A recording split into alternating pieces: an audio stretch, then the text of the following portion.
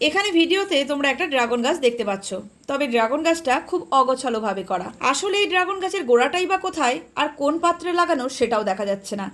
এইভাবে যদি তোমরা অগোছালোভাবে ড্রাগন গাছ করো, ভবিষ্যতে গাছটাকে রাখতেও পারবে না আর গাছে ঠিকঠাকভাবে ফুল ফলও পাবে না।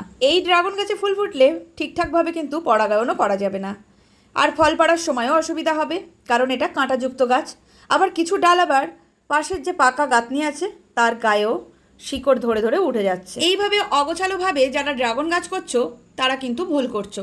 উপর থেকে দেখে তোমরা একদমই বুঝতে পারবে না, গাছের গ্রোথ ভালো বলেই মনে হবে। তবে বর্ষাকালে যখন একটানা বৃষ্টি হবে, গাছের গোড়ার মাটি স্যাঁতসেঁতে হয়ে থাকবে, আর গোড়ার মাটিতে একদমই সূর্যের আলো না পাওয়ার কারণে গাছের গোড়ার শিকড়গুলো আস্তে আস্তে নষ্ট হয়ে যেতে থাকবে। উপর থেকে তোমরা দেখে বুঝতে পারবে না, গাছে ফুলও আসবে, তবে সেই ফুল খুব একটা টিকে থাকবে না, বেশি অংশই নষ্ট হয়ে যাবে। তাই এখানে যে গাছগুলো এখন তোমরা দেখছো, এগুলো আমার ছাদের ড্রাগন গাছ। আমার গাছেও কিন্তু ফুল নষ্ট হয়, তবে খুব একটা ফুল নষ্ট হয় না। প্রত্যেকটা গাছে তোমরা অনেক অনেক ডাল হয়তো দেখতে পাচ্ছ না, তবে গাছের গোড়াগুলো কিন্তু বেশ ভালোভাবে ফাঁকা করে রেখেছে, সেটা তোমরা দেখতে পাচ্ছ। এইভাবে ড্রাগন গাছের গোড়া যদি তোমরা ফাঁকা করে রাখতে পারো, তাহলে ড্রাগন গাছের গোড়ার শিকড়গুলো কিন্তু একদমই নষ্ট হবে না। আর গাছের শিকড় যদি ভালো থাকে, তাহলে কিন্তু সেই গাছে ভালোভাবে ফলও তোমরা পেয়ে যাবে। তার জন্য আহামরি তোমাদের কোনো চিন্তা করতে হবে না। শুধুমাত্র একটু খেয়াল রাখবে গাছে ঠিকঠাক রৌদ্র পাচ্ছে কিনা, আর অতিরিক্ত গাছে জল দেবে না। আর বর্ষার সিজনে একটু স্যাপ পাউডার ইউজ করবে।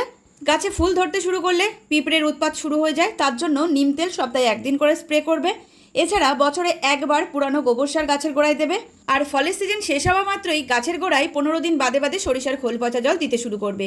একটানা 4 মাস দিতে থাকবে এই সরিষার খোল পচা জলটা। তারপরেই গরম পড়ে যাবে। অতিরিক্ত গরম যখন পড়বে, গাছের গোড়ায় জল দেবে না। রাতের বেলায় গাছের ডালে জল স্প্রে করবে। আর অতিরিক্ত গরমের সময় গাছের গোড়ায় কিন্তু একদমই সার দেবে না। এইভাবে মেনটেন করে গাছগুলোকে করতে থাকো, তাহলে দেখবে খুব ভালো একটা ড্রাগন গাছ তৈরি করতে পারছো, আর সেই গাছ থেকে ভালো পরিমাণ তোমরা ড্রাগন ফলও পেয়ে যাচ্ছ।